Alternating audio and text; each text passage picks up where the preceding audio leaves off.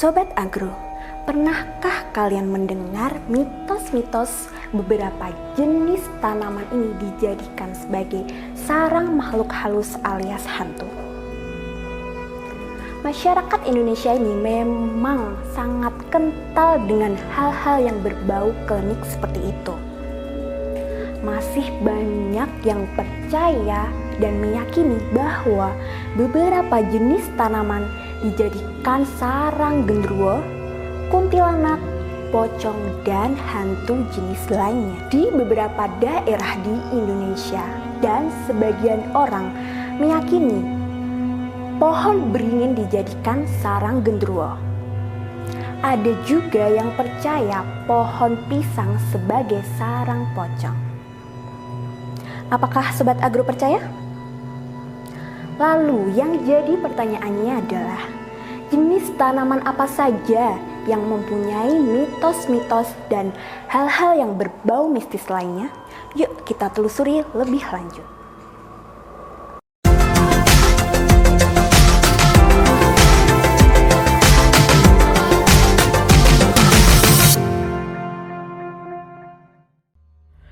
Jika biasanya bangunan kosong diyakini sebagai rumah para hantu, ternyata tanaman juga diyakini sebagai tempat tinggal favorit para makhluk astral tersebut.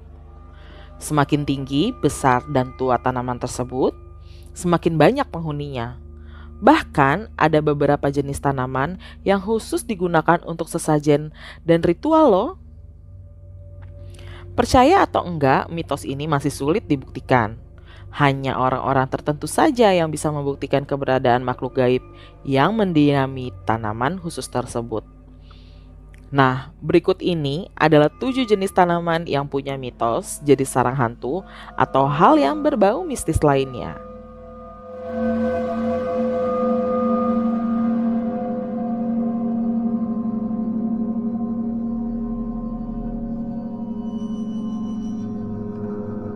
Satu, pohon beringin. Pohon beringin memang sudah sangat identik dengan hal yang berbau mistis. Pohon yang rindang dan tinggi ini sudah sejak dari zaman dahulu dikenal sebagai sarang hantu, khususnya genderuwo. Di banyak tempat, pohon beringin bahkan bisa sampai diberi tempat khusus untuk sesajen loh. Tapi yang perlu kita ingat bahwa enggak semua pohon beringin itu berbau mistis, melainkan biasanya yang berumur tua dengan akar yang sudah menggantung dari atas. Ada mitos mengatakan, konon jika ada yang mematahkan akar-akar bergelantungan tersebut, nantinya orang itu akan sakit. Well, mau percaya atau enggak, itu terserah Sobat Agro ya.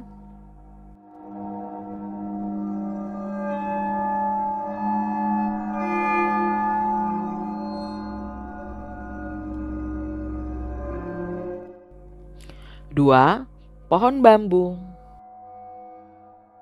Pernah nggak sih kalian lewat hutan bambu yang rindang?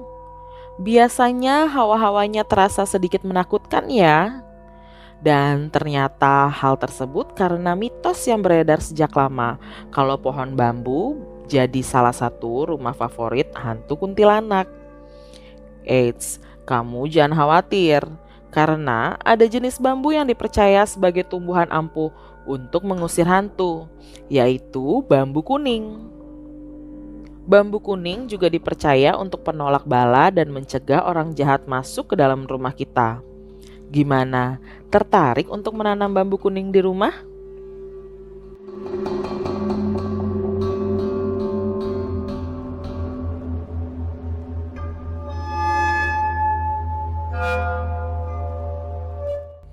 Tiga, pohon pisang. Pisang jadi salah satu buah yang paling populer di Indonesia. Jadi nggak heran banyak pohon pisang yang ditemukan, terutama di wilayah pedesaan. Tapi menurut mitos yang sudah ada sejak dulu, pohon pisang ini jadi tempat berkumpulnya makhluk tak kasat mata, terutama poci alias pocong. Meski ukuran pohon pisang nggak tinggi dan besar, tapi kesan seram dari pohon pisang ini tak bisa dipungkiri. Banyak penampakan pocong terjadi di dekat pohon pisang. Selain pocong, sering juga orang melihat penampakan kuntilanak di pohon pisang. Tidak diketahui pasti bagaimana mitos ini berasal, namun mitos ini pun masih ada hingga sekarang di benak masyarakat Jawa. Pohon pisang juga dipercaya memiliki fungsi magis, yaitu sebagai sarana orang-orang yang memiliki kekuatan gaib menghilang.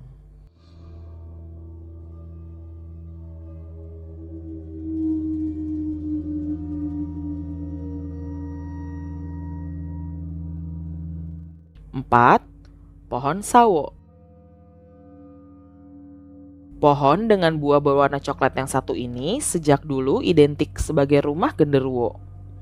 Banyak mitos yang menyebutkan kalau melewati pohon sawo dan muncul aroma bakaran ubi, artinya ada makhluk halus di sana.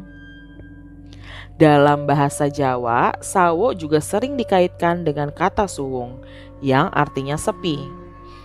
Jadi, kalau menanam pohon sawo di sekitar rumah, maka aura rumah itu akan menjadi sepi dan membuat para penghuninya nggak betah untuk tinggal di sana. Ada kepercayaan juga kalau ada anak-anak yang bermain di bawah pohon sawo pada waktu maghrib akan dibutakan pandangannya sehingga mereka akan tersesat.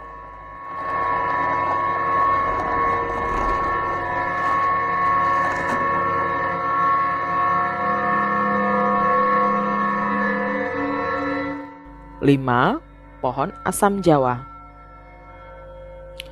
Pohon asam Jawa ini juga salah satu pohon yang enggak disarankan ditanam di sekitar rumah. Menurut kepercayaan orang zaman dulu, pohon Jawa ini dijadikan sebagai tempat tinggal hantu pocong dan kuntilanak. Dahan pohonnya yang panjang jadi tempat penampakan kuntilanak, sementara di balik batang pohon yang besar biasanya pocong akan menampakkan diri di sana. Itulah kenapa mereka tidak pernah membiarkan pohonnya tumbuh terlalu lebat atau terlalu lama di rumah. Sama seperti pohon rindang lainnya, pohon asam Jawa juga membutuhkan ritual tertentu sebelum ditebang, terutama untuk pohon yang sudah berdiri selama ratusan tahun.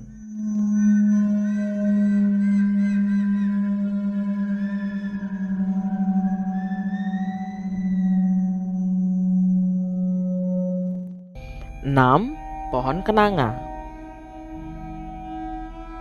Dalam adat Jawa, kenanga memiliki arti kenangening angga yang bermakna filosofi agar setiap anak yang turun selalu mengenang semua pusaka atau warisan leluhur yang banyak mengandung nilai-nilai kearifan lokal.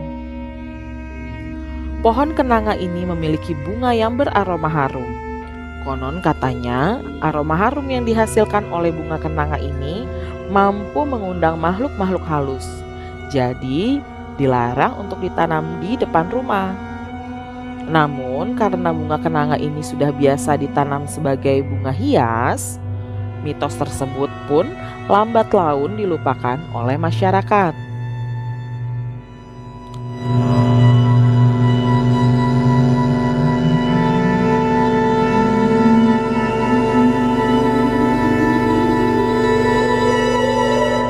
Tujuh, pohon bidara. Nah, tanaman yang terakhir adalah bidara. Jika tanaman yang lain dipercaya mempunyai mitos jadi sarang makhluk halus, berbeda dengan pohon bidara.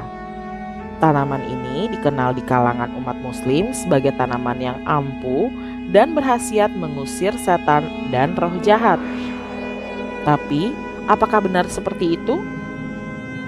Meski tidak ada dalil yang menjelaskan hal tersebut, menariknya, menurut hadis riwayat, disebutkan fungsi daun bidara ini untuk membersihkan tubuh dari kotoran yang sulit hilang jika hanya diguyur air. Jadi tak heran bagi masyarakat pedesaan justru menggunakan daun bidara untuk memandikan mayat. Faktanya lagi, ternyata daun bidara ini memiliki banyak khasiat untuk kesehatan loh.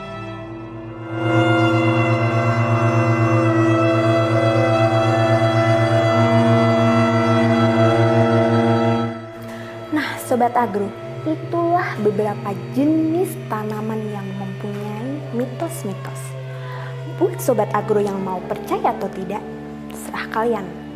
Sejatinya, mitos-mitos tersebut adalah sebagai pengingat kita sebagai manusia untuk tetap berhati-hati dan mawas diri ketika melakukan suatu kegiatan, terlebih di tempat baru. Buat Sobat Agro, jenis tanaman apa lagi yang punya mitos-mitos? Jangan lupa tulis di kolom komentar. Terima kasih Sobat Agro yang sudah menyaksikan video ini sampai akhir. Sampai bertemu di video-video menarik lainnya. Dan jangan lupa klik like, komen, subscribe, dan share video ini. Bye.